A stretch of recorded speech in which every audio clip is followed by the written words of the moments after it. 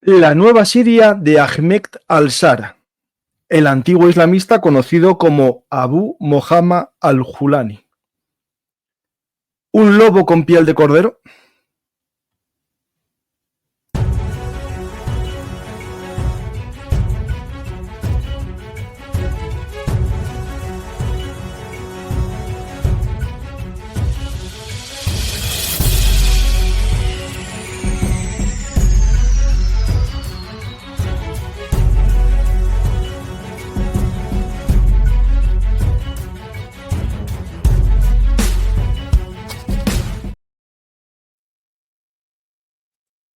Hola a todos, bienvenidos a Bellum Artis, actualidad militar y geopolítica.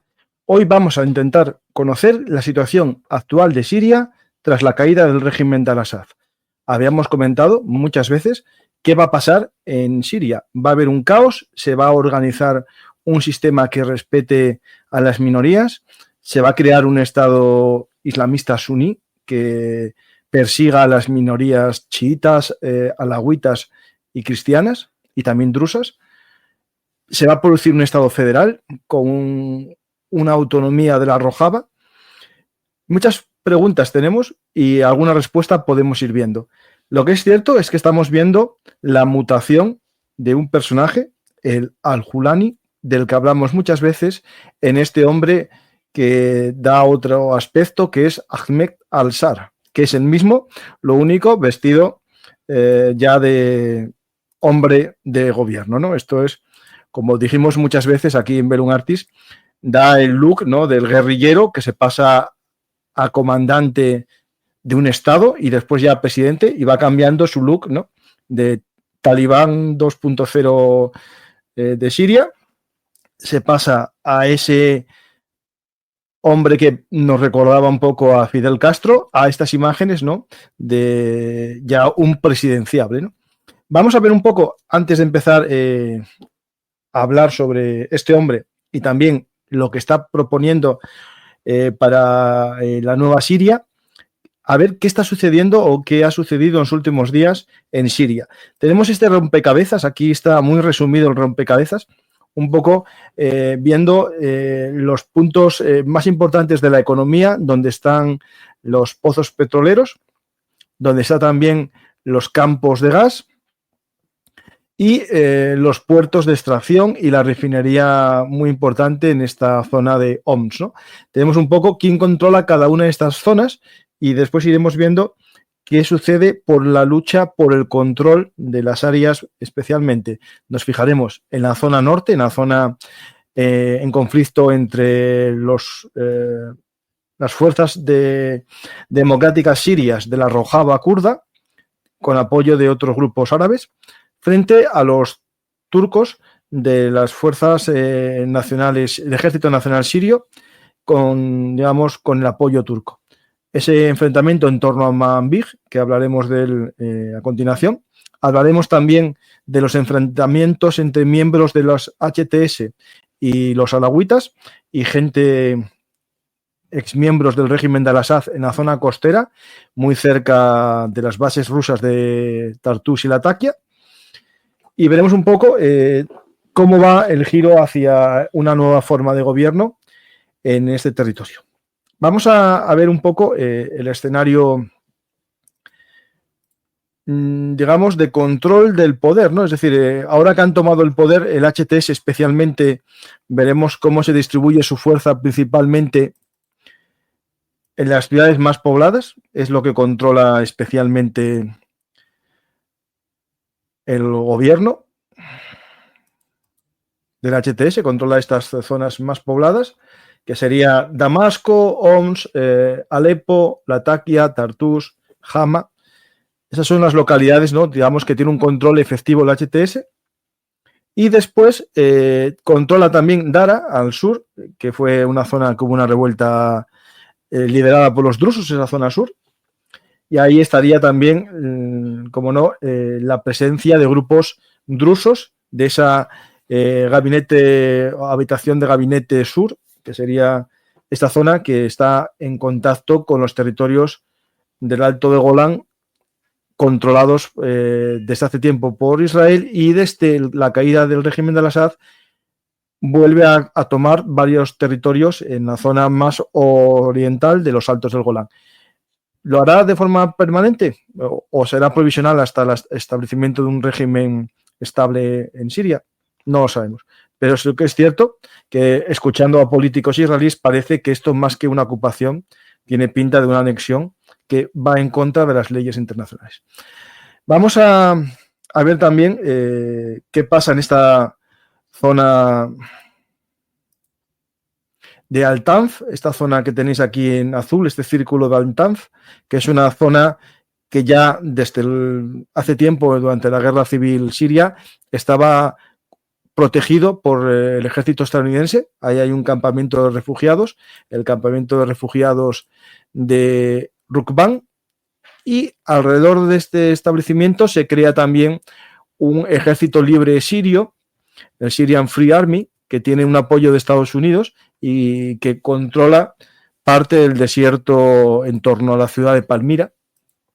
Y por tanto es importante esta facción para ver cómo es el desarrollo, ¿no?, sobre todo de la zona menos poblada de Siria, pero es muy importante porque esta zona, está en contacto con el ISIS. Podemos decir que el territorio que controla el ISIS, que está disperso por esta zona entre Palmira, Deir el-Zof y Raqqa, esa zona, todavía hay grupos del ISIS, se calculan unos 1000 combatientes, que están siendo, rodeados por las fuerzas kurdas, las fuerzas de la Siria Libre y también por el ejército estadounidense, que realiza bombardeos en esa zona.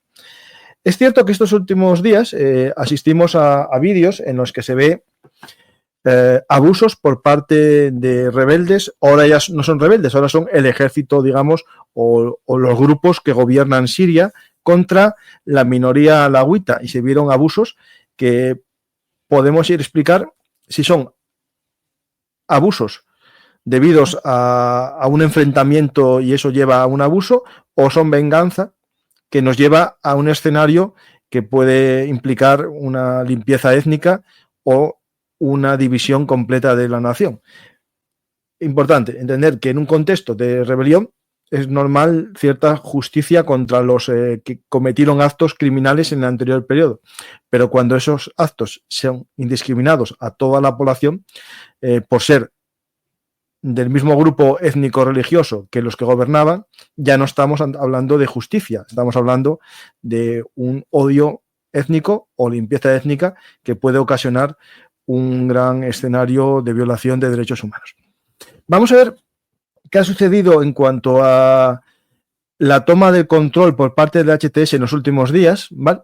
Y esto es importante entender que el Hayat Tahrir al-Sham actúa de facto como el ejército y la policía siria.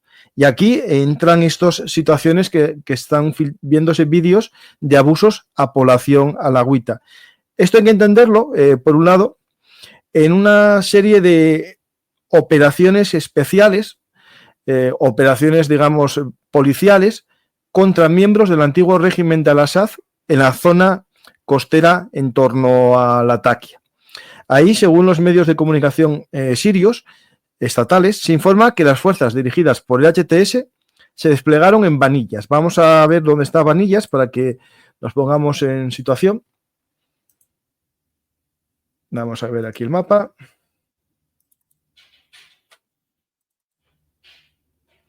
Podéis ver que Baniyas está justo en medio, es una zona importante, porque está justo entre la base de Jameimin, que es la base aérea rusa en la zona, aquí la tenéis, en la base de Jameimin, y el puerto de Tartus, que lo tenemos aquí al sur. Por tanto, el control, o mejor dicho, eliminar la presencia de exmiembros del ejército de Al-Assad en esa zona es normal dentro de lo que sería la creación de un nuevo gobierno. Pero hay que ver cómo es el trato a la población civil, ¿no? Estas fuerzas del HTS arrestaron a un número no especificado de miembros militares del antiguo régimen y confiscaron sus armas en Set Markov. Vamos a ver esa pequeña localidad donde está, y ahí hubo una redada policial contra exmiembros del ejército de Al-Assad. lo podéis ver, está situado al norte de la ciudad de Latakia. También se produjo ahí una redada contra miembros del ejército de Al-Assad, es decir, del ejército árabe sirio, que ya ahora no dispone, digamos, del título de ejército oficial de Siria. Los soldados del ejército árabe sirio, digamos que ahora ya son civiles, eso sí, muchos de ellos mantienen sus armas y pueden componer o crear un grupo de resistencia, como ya se habló que van a hacer los más de 2.000 soldados del ejército árabe sirio que están en Irak y se internaron en Irak con todas sus armas, equipaciones de combate. Pues en esta zona acabáis de ver que hubo una operación del HTS para desarmar a soldados del ejército sirio. También tenemos en la zona de la base aérea de Istamó, también lanzaron una operación contra esta base, en la que supuestamente podía haber cierta presencia de exmiembros del ejército. Vamos a ver si consigo localizar esta base, que no la tenía yo localizada.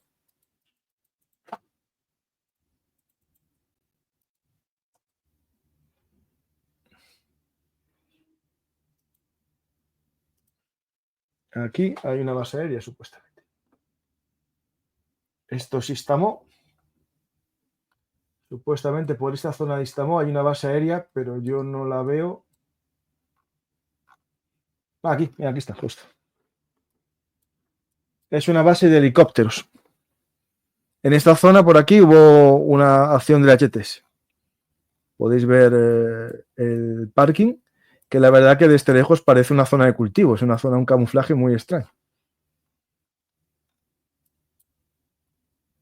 Así de lejos, la verdad que no parece una base militar. No sé si está hecho al dedo, pero sí, aquí se puede ver los helicópteros en esta base de Istamo. Después hay una misión muy importante que se produjo el 26 de diciembre contra este hombre, el carnicero de Saidnaya, Mohamed Kanjo al-Hassam. Se produjo una misión para detenerlo. Al principio, digamos, las fuerzas de HTS no reconocieron su detención. Se habla que hubo un grupo armado de miembros de sus familias, ¿no?, de su clan, que apoyaron a este hombre para que no fuese detenido. Se hubo un tiroteo en el que resultaron 14 combatientes del HTS, murieron en el combate para arrestarlo, y finalmente este hombre ha sido arrestado. Eso sí, no se sabe nada de su paradero.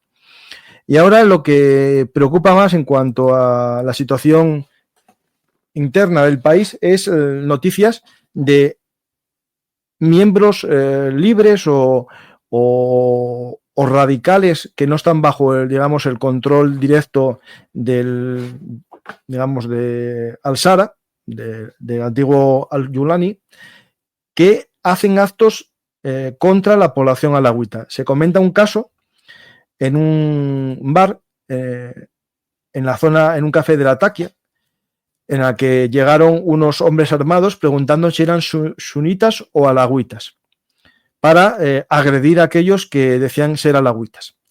Al parecer, el HTS dice que no son, digamos, no está autorizado esos actos por parte de sus miembros. Al parecer, ellos dicen que estos no son miembros del HTS, que son, digamos, facciones radicalizadas u otros grupos, puede ser perfectamente el ISIS, o realmente que no controla a todos sus miembros, el grupo HTS. Pero sí que es cierto que se está produciendo ataques a la población alawita. Algunos pueden tener cierta motivación en cuanto a una justicia o una venganza por actos anteriores, y otros meramente son abusos étnicos que preocupan y hay que vigilarlos en cuanto a un aspecto de una posible limpieza étnica. Pues tenemos esta zona, estas noticias, y si queréis pasamos un poco, nos vamos a la zona norte, que me parece muy interesante. En la zona norte las noticias están ahora mismo muy calientes. Hay una imagen de un mapa que publica un miembro de las SDF, que es esta imagen de que miembros de las fuerzas especiales de las fuerzas democráticas sirias, es decir, de los kurdos y sus aliados árabes, están ya en la localidad de Manbij, una localidad que fue tomada por los proturcos al comienzo de la rebelión y ahora parece que la está recuperando los kurdos de la Rojava. Vamos a ver un poco la situación y esta noticia que está saliendo hace menos de media hora, se va uniendo a unas imágenes que tengo, por ejemplo, aquí en Twitter, que os la voy a ver si la localizo de nuevo,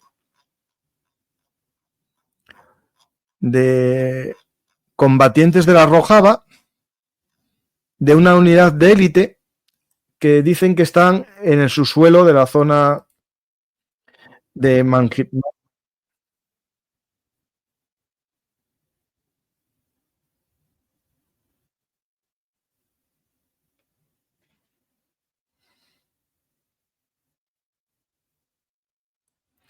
Estos son supuestamente combatientes kurdos que están en esta zona muy cerca de la localidad de Manjib, que había perdido los kurdos y vuelven a recuperar.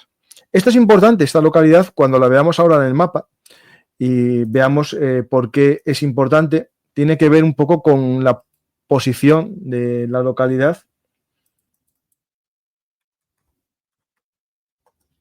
en la orilla occidental del río Éufrates. Tenemos el río Éufrates, que es el territorio que limita normalmente la Rojava, pero tenía esta cabeza de puente en la zona oriental, en contacto con la zona dominada por las fuerzas del Ejército Nacional Sirio, proturco. Y ahora mismo se habla ya de una presencia en esta zona de aquí, en las afueras del suroriente de la ciudad de Manbij. Si esto es así, vamos a encontrar a un combate profundo en ciudad, un combate urbano que parece, viendo cuentas en Twitter, que ya está muy cercano y que durante unos días el ejército proturco, los mercenarios proturcos, como llaman ellos, no fueron capaces de frenar el avance de los kurdos y sus aliados desde que tomaron la presa de Tizrim, que os voy a mostrar esta presa muy importante porque primero es la clave de la vida, ¿no?, en esta zona norte del Éufrates, y aparte es uno de los pocos puentes que hay. Esta presa fue tomada por los kurdos, os voy a mostrar alguna imagen.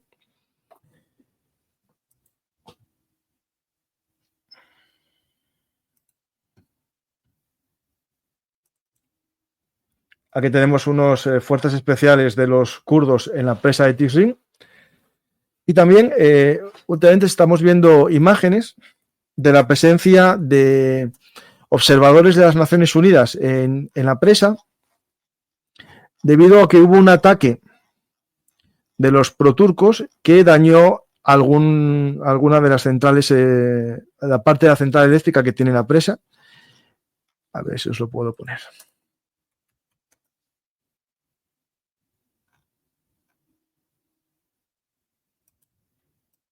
Vale, esto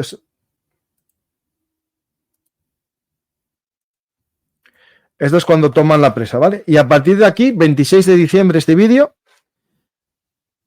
las tropas kurdas comienzan a avanzar hacia Misrif. Y hoy parece que ya están en las afueras. Por lo tanto, el avance en una especie de tres pinzas o tres ejes ha sido exitoso. Aparte, entre los objetivos tomados por los kurdos en esta zona, que lo veis aquí más en detalle, esto es del día 29, podéis ver los tres ejes, ¿no? Un eje por el norte, directo por la carretera hacia Manbij, el de la presa que tenéis en el centro, y al sur, uno muy importante porque el control de esta localidad que os voy a mostrar en pantalla tiene una importancia esencial para el aporte de agua a la ciudad de Alepo. Aquí al-Kafsaf hay una depuradora de agua, que debe ser esta zona de por aquí, más o menos. Aquí la tenéis, mira, aquí está. Aquí está la obra del canal. Y este canal que va desde aquí, del sur de Al-Kafsaf, es la que suministra de agua a Alepo. Por tanto, es importantísimo esta toma para las negociaciones que pueda tener el Ejército Democrático Sirio, los kurdos, con el HTS. De hecho, hay una especie de pacto en la que tanto el Ejército Democrático Sirio como el HTS se configuren como el Ejército Nacional Sirio.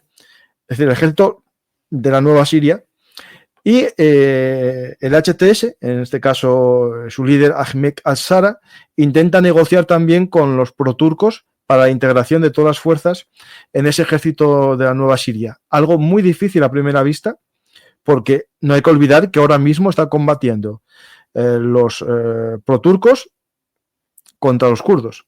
Y no podemos olvidar también que los kurdos tienen apoyo, como se puede ver en este convoy, de los estadounidenses para suministrar su guerra contra los proturcos sirios. Y por el otro lado, no podemos olvidar que este territorio es un territorio lo que se llama por la Rojava, que os invito a ver un programa que tengo con Mariano sobre la Rojava. Es un territorio árabe, ya sean kurdos o chiitas o sunís. Hay una alianza de kurdos con árabes para enfrentarse a los turcos, a los que consideran invasores, ¿no? Y consideran fuera de su lugar. Y de hecho, a los miembros del Ejército Nacional Sirio no los llaman sirios, los llaman mercenarios turcos. Por lo tanto, es un escenario complejo. Os invito a ver el programa sobre la Rojava y con eso entenderéis qué está pasando, ¿vale? Pero bueno, las noticias son calientes. Ahora mismo se habla de eso, de que hay tropas kurdas justo en las afueras de Manbij, y por tanto es una noticia buena para los kurdos. Están recuperando el territorio perdido en la ofensiva.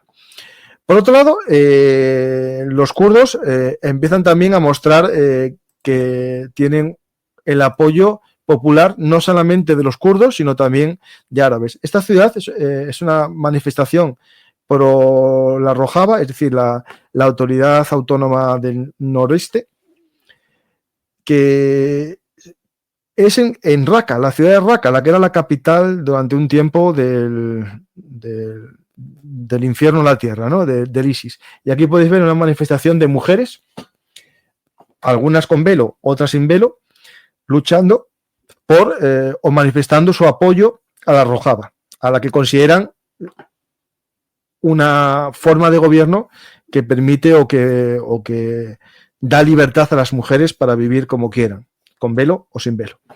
Cosa que tienen miedo a lo que pueda pasar, ¿no?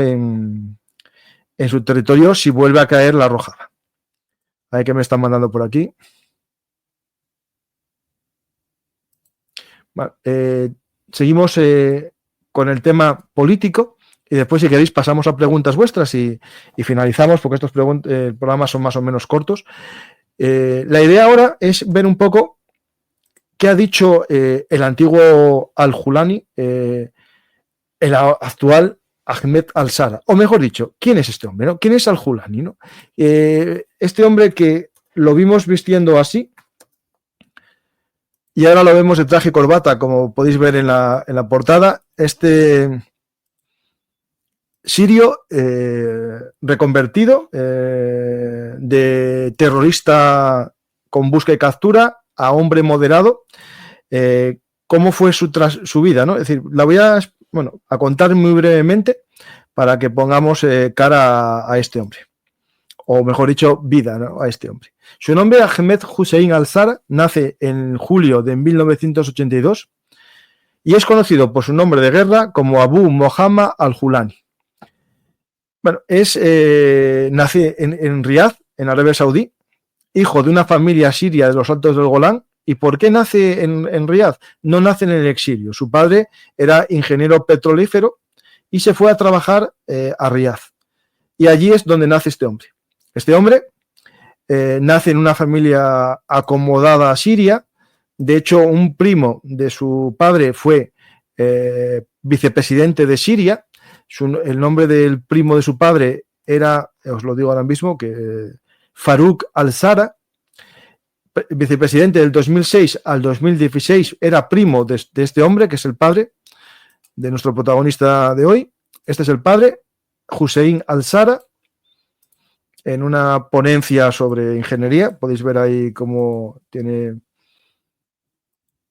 Este es el padre, es decir, no, nace en una familia acomodada, pero a los 18 años, justo coincidiendo más o menos con la guerra en Irak contra Estados Unidos en el 2003, este joven sirio decide no estudiar, decide irse a la guerra en Irak y se une a Al-Qaeda. Allí combate contra los estadounidenses hasta que es apresado y detenido por los Estados Unidos.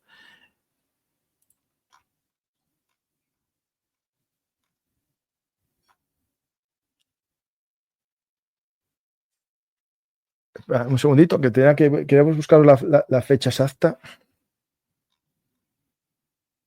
Bueno, es detenido y al final vuelve a Siria. Allí en Siria tiene al principio combate junto con Al-Qaeda, formando el grupo Al-Nusra, que es la Al-Qaeda en Siria, hasta que finalmente cuando Al-Qaeda Al-Nusra decide fusionarse o intentar un acercamiento al Daesh, este hombre decide que no, que eso no es lo que él quiere para Siria y crea el grupo que nosotros ahora conocemos, ¿no? El HTS. Lo crea y se convierte en el califa, en el emir del Hayat Tahrir al-Sham, es decir, un grupo para la Organización de la Liberación del Levante. Es el grupo, lo que significa HTS en árabe. Este hombre crea este grupo que busca una salida intermedia entre el islamismo radical y una moderación que permita una convivencia. Eso le aleja de Al-Qaeda, le aleja de Al-Nusra y le enfrenta al ISIS. Hay un enfrentamiento duro hasta que al final toma el control de Idlib cuando desaparece el ISIS y en Idlib genera una forma de gobierno menos radical que lo que había hecho el ISIS en Raqqa. Yo viendo imágenes, informándome, ya en julio de este año permitió actos religiosos cristianos en público, por lo tanto parece que es una mayor moderación, ¿no? Pero siempre se mantenía, ¿no?, como terrorista para Estados Unidos, al que ponía una recompensa de 10 millones contra él. Y bueno, esto sería para profundizar mucho cómo es la aparición de este grupo, cómo se afianza y cómo va ganando peso, llegando a tener casi 8.000 combatientes, ¿no? En algunos momentos toma el control de Idlib, parece que todo está tranquilo hasta que, pasado un tiempo, de repente, este año aparece la noticia, ¿no?, esta del levantamiento contra el régimen de Al-Assad y en 13 días, ¿no?, cae todo un gobierno que parecía imposible que cayese, ¿no? Pues este hombre ahora se nos muestra, ¿no?, como un presidenciable, ¿no?, como un hombre de gobierno. Aquí tenéis la imagen de hombre de gobierno. Hizo una entrevista recientemente que os la vamos a ponerla aquí en pantalla, al Arabilla News. Vamos a poner en castellano para que podamos leer un poco algunas cosas. Bueno, aquí ya se considera como líder del gobierno de transición de Siria, Ahmed al-Sara, y un poco la entrevista. Vamos a ver qué cosas dice, ¿vale? En respuesta a las críticas sobre la composición del gobierno de transición, al-Sara aclaró que la uniformidad de los nombramientos es necesaria para garantizar la coherencia durante esta fase crítica. Los nombramientos actuales fueron esenciales para el periodo y no pretendían excluir a nadie. Bueno, es lo que dice. Sobre las protestas afirmó el derecho de cada ciudadano a expresar su opinión pacíficamente. Durante el proceso de liberación nos aseguramos de que no hubiera víctimas ni desplazamientos. Rechaza el título de libertador y atribuye el mérito a los sacrificios de todos los sirios, ¿no? Eso es algo muy, muy de líder mesiánico, ¿no? No, esto no soy yo, es el pueblo.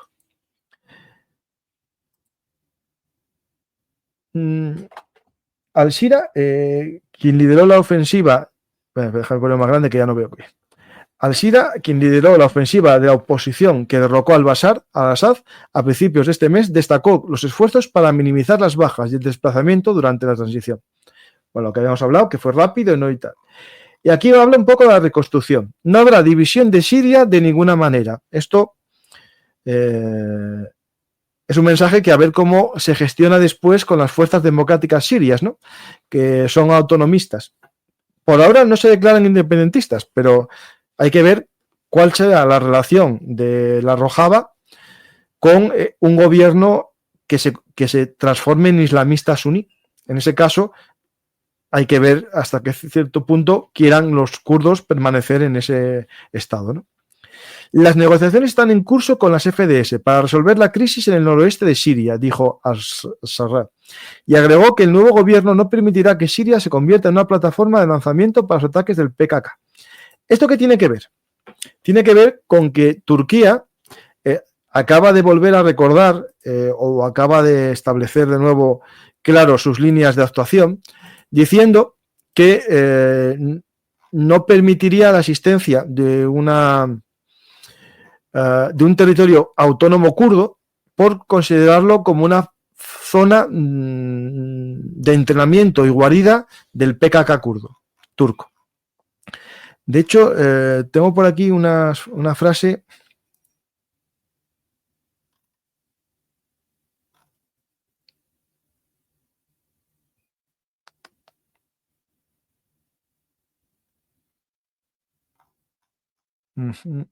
No encuentro, pero era básicamente que lo que decían los turcos, que era justamente eso. Espera. A ver si lo encuentro un segundo. Aquí está. El ministro de Asuntos Exteriores turco, Hakan Fidan, reiteró que Turquía busca eliminar las SDF durante una llamada telefónica con el secretario de Estados Unidos, Anthony Blinken. Fidan enfatizó que Turquía no permitirá que el PKK-YPG se refugie en Siria. Turquía equipara a las fuerzas democráticas sirias en su totalidad con el PKK y las YPG. Hay que recordar que estas fuerzas democráticas sirias son más que los kurdos, porque ya os hablé que hay árabes y drusos también en ellas. Fidan agregó que Turquía apoya los esfuerzos del gobierno interino liderado por el HTS para asegurar la integridad territorial siria. ¿Por qué? Porque lo que está en contra es de que se independice el Kurdistán. Esta llamada telefónica se produce mientras Turquía continúa señalando una posible incursión turca en Siria o una operación respaldada por Turquía en el norte de Siria para eliminar al SDF. Aquí hay que ver ahora qué pasa si los kurdos siguen avanzando en Manbij, retroceden los turcomanos, es decir, los proturcos. ¿Va a intervenir Turquía? ¿Turquía va a entrar en fuerza? ¿Va a aumentar su ocupación territorial? Porque claro, cuando hablamos de ocupación territorial, hablamos de Israel, pero no podemos olvidar que toda esta zona que está aquí al norte de Tel Aviv y Ras al-Ain está bajo control turco. No de fuerzas proturcas, no, de Turquía. Y también esta zona de aquí del noroeste de Idlib. Del noroeste de Idlib también.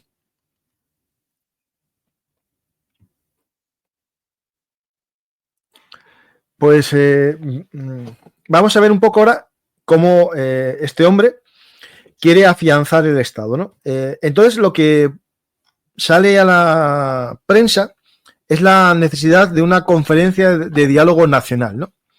Y lo que podemos decir así que llama la atención de su propuesta es que se hace una especie de suspensión de la democracia de las votaciones durante 4 años. No va a haber votaciones para elegir al presidente, es decir, será este hombre el presidente de Siria durante 4 años, porque se habla de que se tiene que firmar la Constitución y hacer una Constitución, y para eso, teniendo en cuenta las circunstancias, serán 3 años. Por lo tanto, no va a haber elecciones en 4 años y se va a tener que afianzar el Estado sirio para crear una constitución, porque como está ahora mismo con estas divisiones internas, es muy difícil crear una constitución. Y lo que hay que ver es cómo se desarrolla en este tiempo la situación. Si existe un verdadero respeto a las minorías, cómo se va a reflejar en la constitución el derecho de las minorías. Porque claro, el problema de las democracias es cierto que la mayoría gana, pero hay que hacer también una protección de las minorías. Se va a hacer al estilo libanés, en el que cada grupo religioso tiene derecho a una parte del gobierno, o se va a hacer un sistema federal que se respete la integridad territorial de Siria, pero ciertas autonomías por grupos étnicos por territorio. Pero es complejo porque el mapa étnico no coincide tampoco con el mapa de ocupación territorial de los bandos. Es decir, las 5 facciones que hay aquí importantes no controlan solamente territorios suyos. Por ejemplo, en Deir el-Zur, que controlan parte de los kurdos, hay muy poca población kurda. Son casi todo población suní, árabe suní. Por tanto, hay una mala relación entre ellos. Es decir, eso lo vimos en varios programas. Pues esto es lo que hay. No sé si os ha servido el programa para ver un poco la situación actual de Siria, después de que ya sea menos noticia en los telediarios. Voy a ver qué preguntas me dejáis y nada más. Espero que os haya gustado. Gracias, Mari Cárdenas, por tu apoyo. Espero que más gente apoye para que haga un programa especial del 2024. A ver si apoyas alguno más. Acordaros que en Oviedo va a haber una reunión para los belungarteros el día 3 de enero. A ver si viene gente. Y no somos muchos, porque tampoco es que seamos grande el local, porque pensé que no va a ir mucha gente. A ver si me sorprendéis si van muchos y a ver cómo lo gestionamos. Bueno, es en Oviedo, aquí lo tenéis. El lugar, Oviedo Espacio Bit, a las 7:30. Ahí tenéis la dirección, ¿vale? Vamos a pasar a preguntas. ¿Las fuerzas pro-turcas cómo se llaman o bajo qué mandos están luchando? Se llama el Ejército Nacional Sirio, ¿vale? El SNA. El SNA es el brazo armado, vamos, el ejército. Pero en la forma del gobierno... espera. El brazo político... No, creo que se llama igual, no hay... No tienen esto no tiene un brazo armado.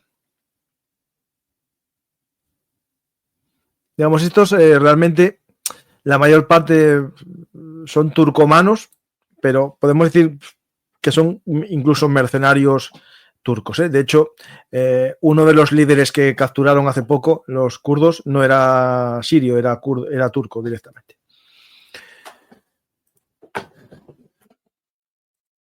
A ver qué más hay en Twitch.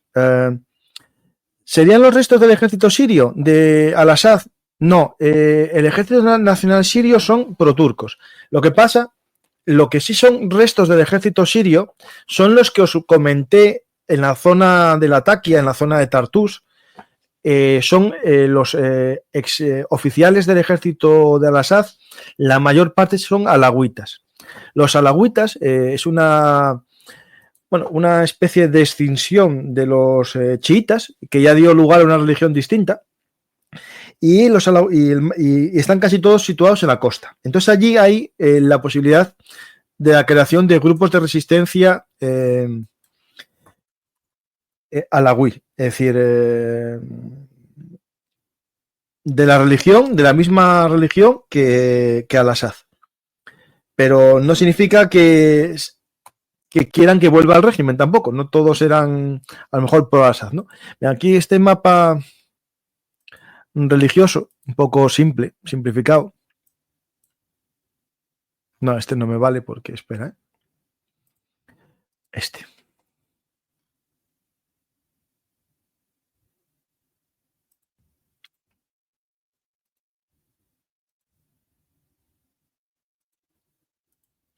este mapa con las mayores, ¿no? Con los mayoritarios, es decir, con los que son la mayoría.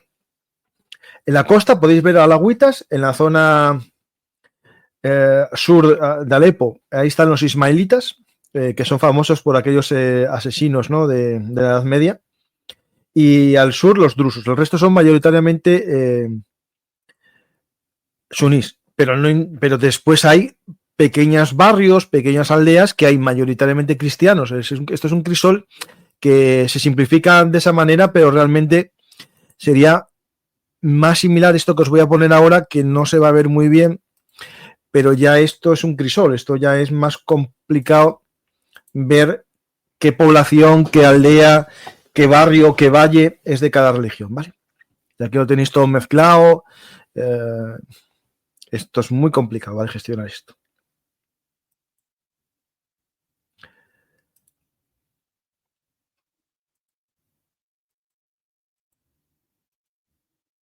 Vamos a ver. Se ven vídeos de represiones brutales contra lagüitas que hay de cierto, pues lo acabo de comentar.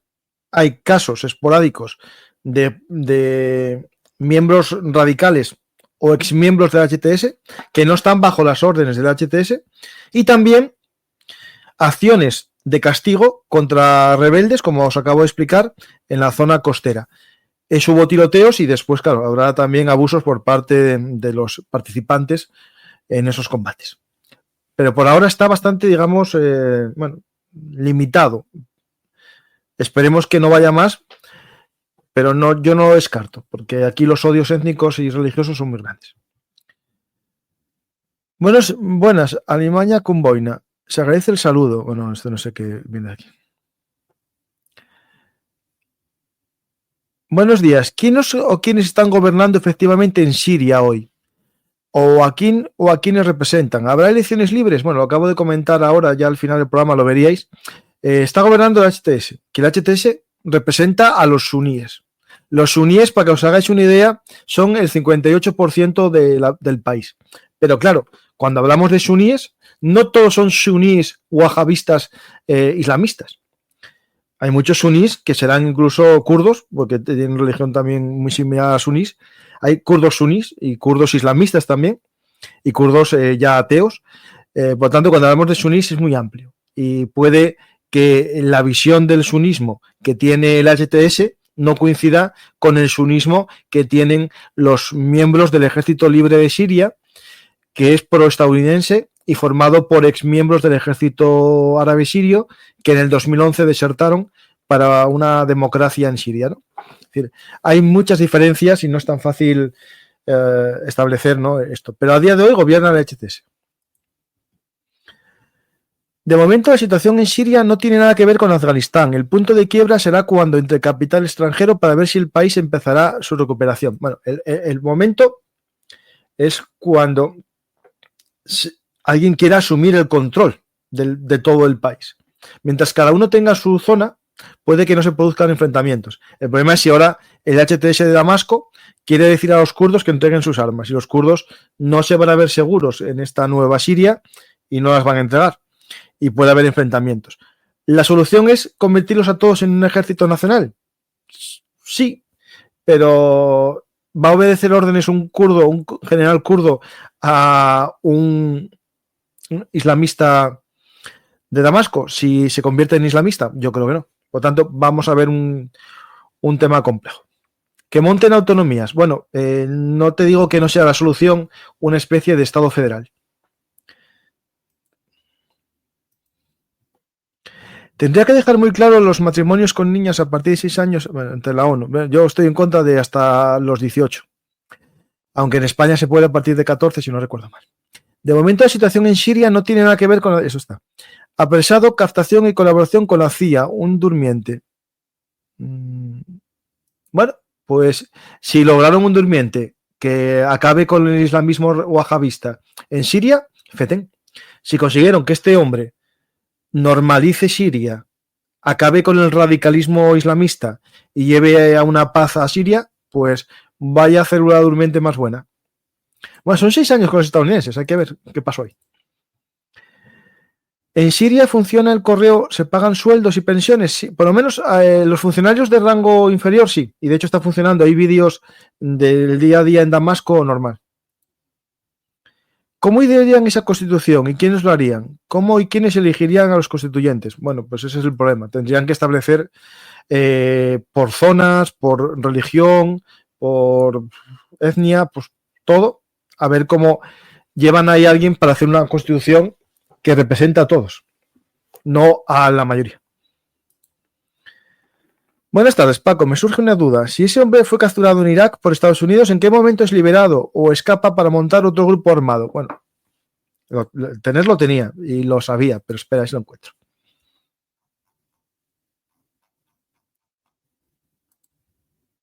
Espera un segundito, ¿eh?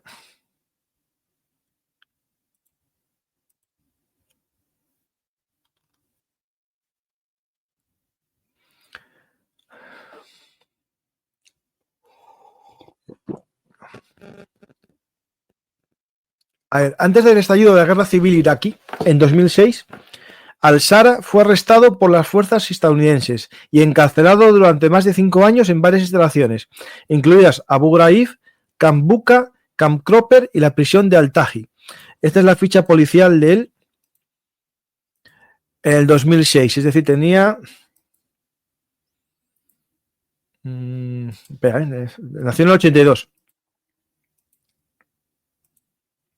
18, 24 años en esta foto. Y esta foto es la ficha policial. Según lo que él dice, era un simple policía, soldado raso de Al-Qaeda. No tenía rango dentro de la organización. Y es cuando, después de esta detención, se va a Siria y se une a la rebelión en el 2011 claro, a ver, 2004 detenido. 6 años, sale en el 2010 más o menos y coincide en el 2011 más o menos cuando sale de la cárcel con la guerra civil en Siria, la rebelión. Y hay un mandato para ampliar la presencia de Al-Qaeda en Siria y ahí se une a esa opción. Y crea la Jabhat al-Nusra y es uno de los primeros fundadores, ¿vale?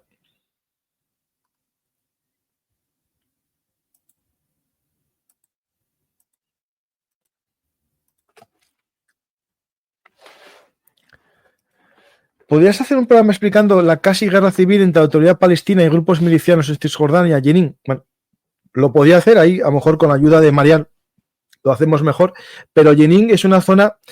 A ver, lo explico así a grosso modo. Básicamente, podemos decir que en Jenin, en la juventud, que es uno de los lugares con más juventud, piensan que Al-Fatah, la OLP, son corruptos y que no son la solución a la nación. Y empezaron a aparecer grupos islamizados, es decir, grupos de jóvenes que creen que el Islam radical, que el salafismo es la solución, y dentro de Jenin aparecen grupos armados, unos de ellos vinculados, por ejemplo, con el salafismo de los hermanos musulmanes, es decir, Hamas, y otros con grupos pro-islamistas tipo el ISIS, ¿no? Y ahí están en Jenin, es el lugar donde más, digamos, radicalización hay de la juventud. Y por lo tanto es donde más grupos distintos están luchando incluso entre ellos por controlar Jenin y ver quién es el grupo, digamos, que lidera la rebelión en Jenin contra los israelíes, pero también contra Al-Fatah OLP. Pero esto Mariano sí que un día nos lo puede explicar. En Siria funciona... buenas tardes.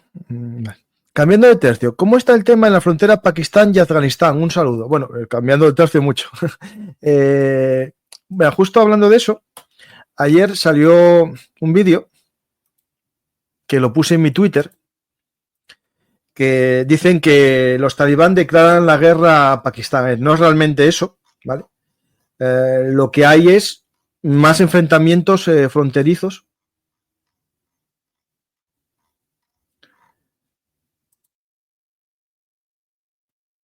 Esto es un convoy talibán dirigiéndose hacia la frontera de Pakistán para combatir.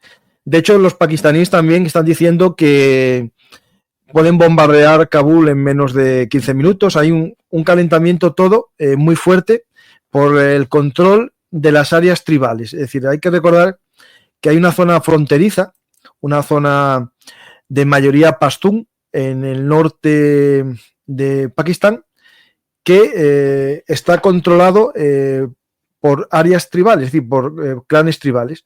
Y en ellos está creciendo mucho los talibán pakistaníes, que no tienen, no están sometidos a los afganos, pero bueno, tienen ciertas alianzas. Entonces, hay enfrentamientos por el control de la frontera y cada poco están entre talibán, los talibán y el gobierno pakistaní en enfrentamientos.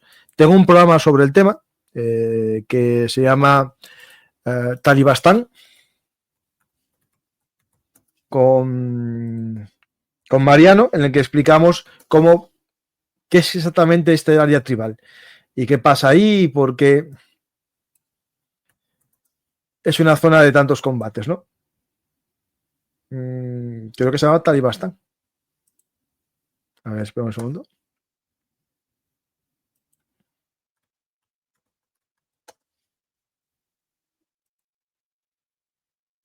Aquí está. Aquí tenéis el programa, ¿vale? Si os apetece verlo, lo tenéis aquí en el canal.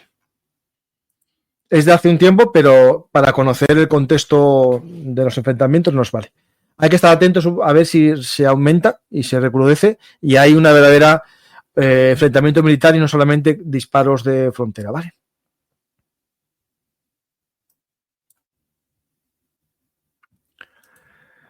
Buenas tardes. Imagino que Rusia ha hecho sus deberes trasladando a Libia su material. No, todavía no está sacando nada porque no se vieron barcos llegando para sacar la mercancía. Los barcos de guerra están en Rada, están en el mar dando vueltas o anclados y no vi ninguna imagen satelital sacando los vehículos que están en el puerto. De hecho, tengo una imagen satelital sobre el tema. A ver si la encuentro un segundo. Es que si no seguís mi Twitter, en mi Twitter hay muchas cosas interesantes aquí. Y tengo, aquí está. Esto es el aeropuerto de Geminin. Y esto es el puerto de Tartus hace una semana y pico, ¿vale? Y por tanto, no vi ninguna noticia de que sacasen esto, ¿vale?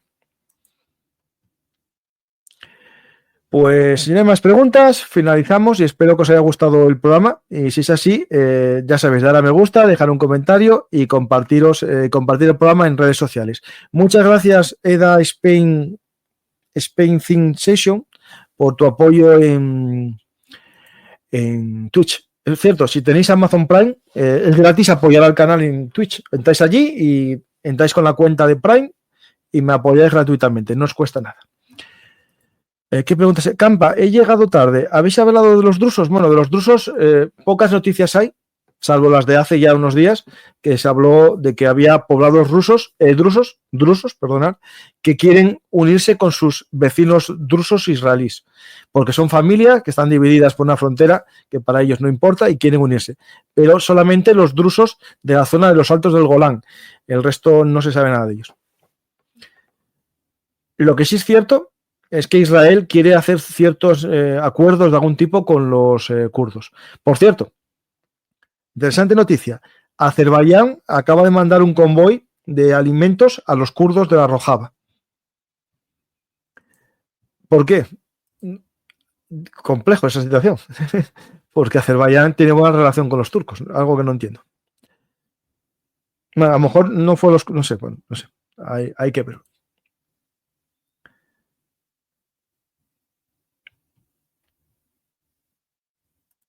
Bueno, pues muchas gracias a todos, espero que os haya gustado el programa y si es así, ya sabéis, dar a me gusta, dejar un comentario y hasta la próxima. Si queréis invitar a un café, os dejo aquí el PayPal o el Bizum para que sigáis apoyando aquí a un señor a tomar un cafetín mientras hacemos el programa de las 4. Gracias a todos y hasta la próxima.